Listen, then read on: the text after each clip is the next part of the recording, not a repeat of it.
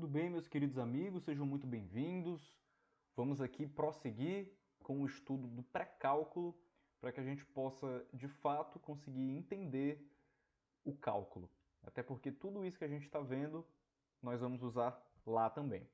Então, hoje, a gente vai tratar sobre função inversa. Nós já tratamos aqui sobre os conceitos de função injetora, sobrejetora, como que a gente consegue modelar uma função para que ela consiga se adequar a um determinado tipo. Então hoje a gente vai ter uma conversa sobre a função inversa. É uma função muito importante que quando a gente estiver vendo derivada, a gente vai ver a derivada da inversa e tudo mais. Então aqui a gente tem que se atentar. E eu vou trazer um caso ainda exclusivo, vamos dizer assim, num vídeo posterior. O vídeo posterior a esse, no caso. Então, vamos lá. O que é a função inversa? Eu já deixei a aula aqui preparada. E a função inversa, primeiramente, como vocês sabem, a gente vai primeiro começar ali pela notação de conjuntos e depois a gente vai partir para exemplos. Então, tratando de função inversa, a gente sabe ali pela notação de conjuntos que nós temos o domínio e o contradomínio. O domínio, nesse caso, representado pelo conjunto A e o contradomínio representado pelo conjunto B. O que acontece? Para ser função, você já está sabendo, certo? Você já sabe que deve haver ali uma relação entre os conjuntos. Só que para se admitir uma função inversa, a função ela tem que cumprir, na verdade, com dois requisitos. Dois requisitos que são obrigatórios para que exista a inversa de uma função. A função ela deve ser injetora e ela também deve ser sobrejetora. Ou seja, o que é uma função injetora e também sobrejetora? É uma função bijetora. Ou seja, para ser uma função inversa, ela necessita ser uma função bijetora. Você já viu comigo nas aulas passadas que uma função injetora é aquela que tem apenas um x relacionado com um y e a função sobrejetora é aquela função que o seu contradomínio ele é igual à imagem, certo? Então, se a função cumpre esses requisitos, logo ela admite inversa. Então, vamos aqui relacionar estes dois conjuntos de forma simples. Vamos dizer que essa relação aqui está acontecendo entre esses conjuntos. E o que é a inversa? A inversa é o seguinte: na minha função original, a gente vai ter um elemento do domínio se ligando com um elemento do contradomínio. A minha função inversa ela é justamente o contrário. Nós vamos ter um elemento, a gente vai ter o elemento que antes ele era do contradomínio se ligando com um elemento do domínio. Então a gente inverte. O que era x vira y e o que era y vira x.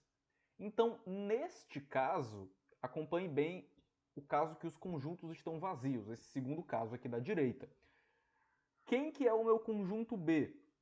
O meu conjunto B, ele é o menos 2, o menos 5 e o 8. Arbitrários, elementos arbitrários aqui desse conjunto, tá bom?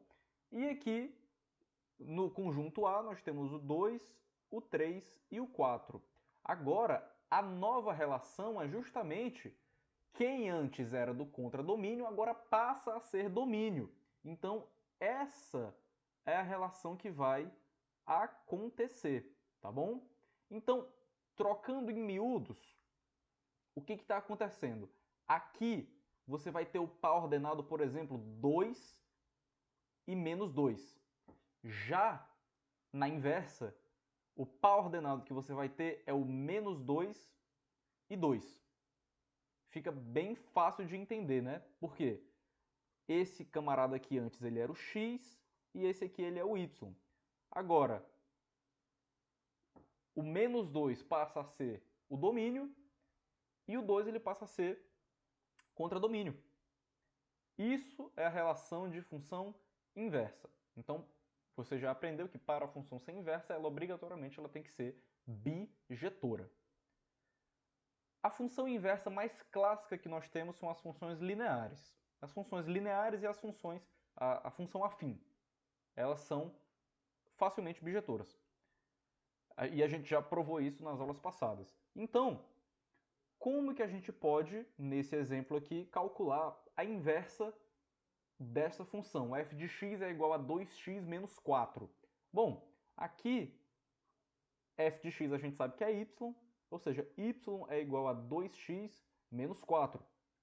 Então, o que é y vira x e o que é x vira y. Então a gente vai simplesmente trocar.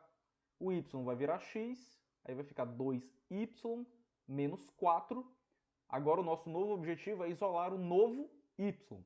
Então, vai ficar que 2y é igual a x mais 4, logo, y é igual a x mais 4 sobre 2. Isso daqui é a nossa função inversa. E qual era a função original? Essa daqui, ó. A minha função original é f de x é igual a 2x mais 4, e logo a minha inversa é x mais 4 sobre 2. Você pode testar os valores e você vai ver que realmente, antes, quem era x passa a ser y. Vale a relação de inversa, tá bom? Então aqui temos mais uma função, mais um exemplo, só para que a gente possa consolidar. Nós temos a função f de x é igual a x mais 3 dividido por 1 menos 2x, e nós queremos calcular a inversa. Novamente, pause o vídeo e tente fazer. Então, como que a gente começa? Y é igual a x mais 3 dividido por 1 menos 2x. Bom, aqui é um caso levemente diferente do original, porque a gente vai ter x em cima, x embaixo, mas aqui não tem muito segredo. Vamos multiplicar ambos os lados por 1 menos 2x. Então isso aqui vai ficar y, que multiplica 1 menos 2x, é igual a x mais 3. Ou seja, y menos 2xy é igual a x mais 3. O que a gente pode fazer agora?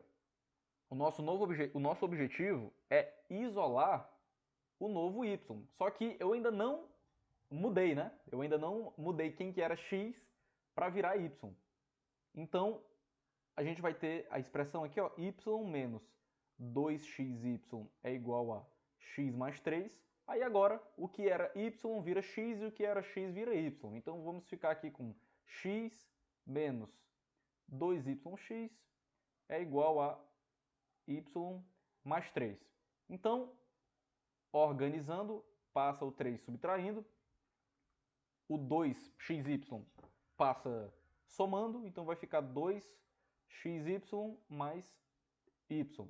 Agora a gente simplesmente coloca o y em evidência, vai ficar x menos 3 é igual a y que multiplica 2x mais 1. Agora você divide ambos os lados por 2x mais 1. Então a gente vai ficar aqui o y, ou seja, a inversa da minha função, ela é x menos 3, que divide 2x mais 1. Isso daqui é a função inversa dessa função aqui. Certo? Agora, no próximo vídeo, nós vamos ver um caso um pouco particular e peculiar também sobre a inversa de funções quadráticas. Isso é um tema muito pouco explorado, a gente vai ter que fazer ali uma moldagem da função, mas um tópico bem legal e bem necessário. Até mais, pessoal!